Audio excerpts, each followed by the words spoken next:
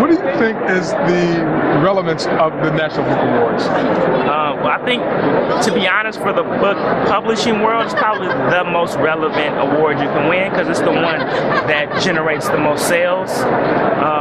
So it's, in terms of popularity, there's nothing really comparing to it. And then, you know, they have so many programs. Like I work in the Book Up program where I go into a school and I read to 6th, 7th, and 8th graders. So for that, I'm really thankful for them to give me that opportunity. Like I wouldn't really come in contact with that many kids otherwise.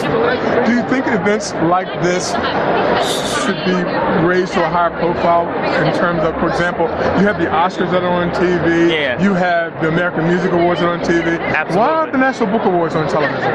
That's a really good question. I mean, I think that's just really a matter of like marketing and finding the right network to air it. I don't see why this couldn't be. I mean, I don't know if it's going to be on ABC, but I think enough people care about books and these people that are writing books to make it happen. So whoever's in charge of that, they should get on that.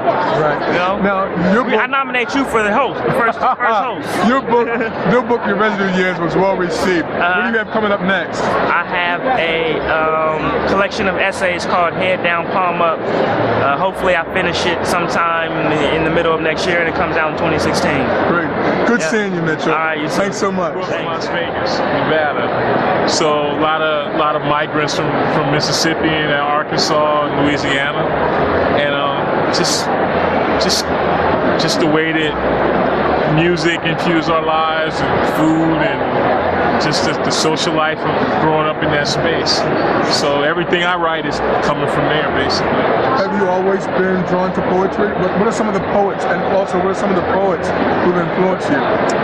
Well, for me, I guess the two biggest influences are, you know, Mary Baraka, who just passed last year, and Nathaniel Mackey, who's, I think, one of the greatest writers alive right now. Samuel R. Delaney, Gail Jones, John Donne, Shakespeare, just the usual suspects.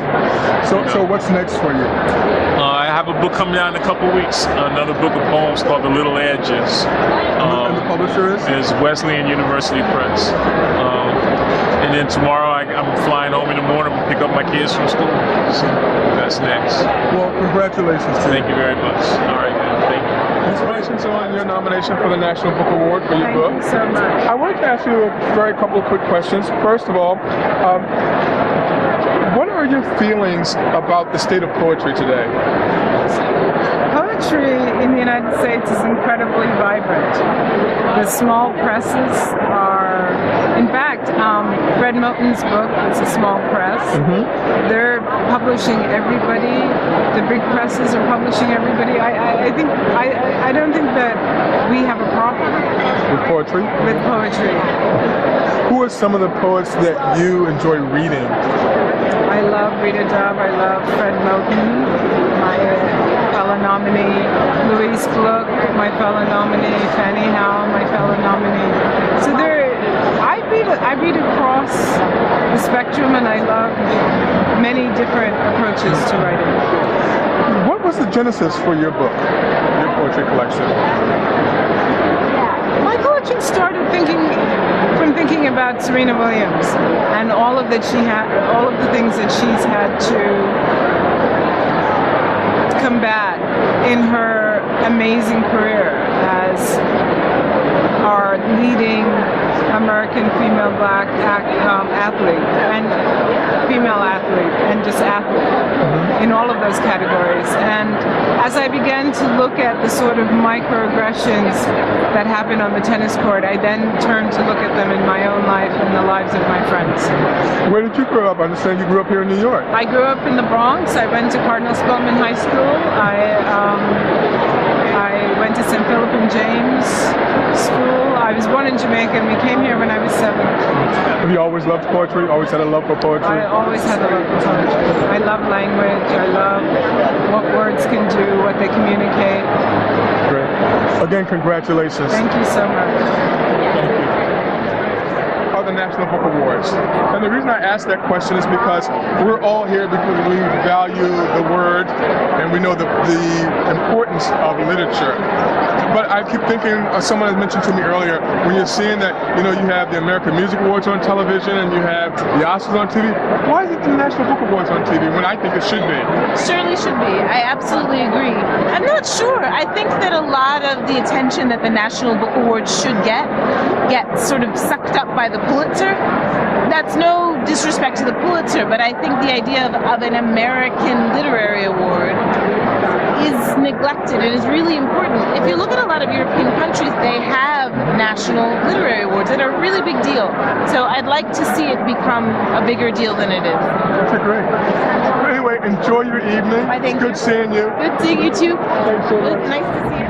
My name is Clarence Reynolds. I know who you, Clarence. We just had to talk about Brenda. Center for Black Literature. Yeah. And also, I'm here with Troy Johnson of the African American Literature Book Club. Hey, we want to Troy. congratulate you.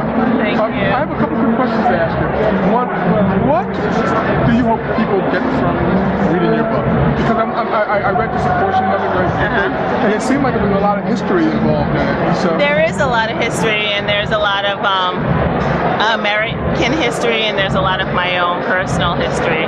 And my big hope is that people know that their stories are part of a bigger world and part of a greater good, no matter what the story is. And I feel like I want people to know that those stories are, the personal is legitimate, and there's a right, you have a right to put it out into the world, and there's a need for it in the world. And I also really hope, like I said up on stage, that people talk to their elders, talk to their the old folks in their lives before they become ancestors, because we come from a culture of oral history, and we need this history to keep going, and we only get that by talking to the people who came before us, and it's important to talk to them before they become ancestors. And so for me, writing Brown Girl Dreaming was about going back in my history and talking to the people who are still living and finding out the stories that I missed before I was born. Can you talk about the value of young adult literature?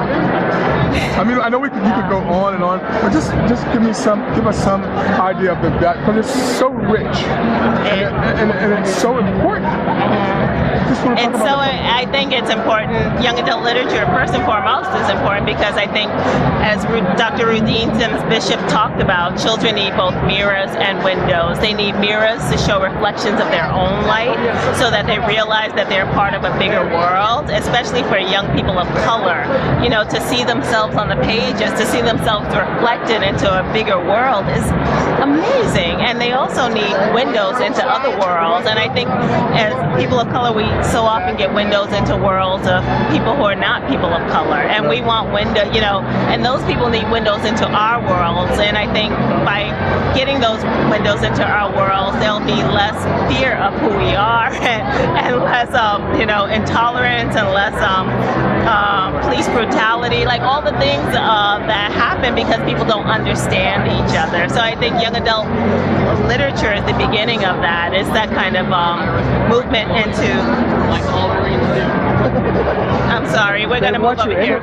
So they want you in the picture. They want you in the picture. Oh, okay, just one second. But I realize, thank you so much. Thanks, and again, Clarence. Congratulations. Thank much, you. Much congratulations. And there's a lot of people waiting for you. I know, so but enjoy the rest of your evening. Okay, thank you. Thanks for being here. Thank you. Bye-bye.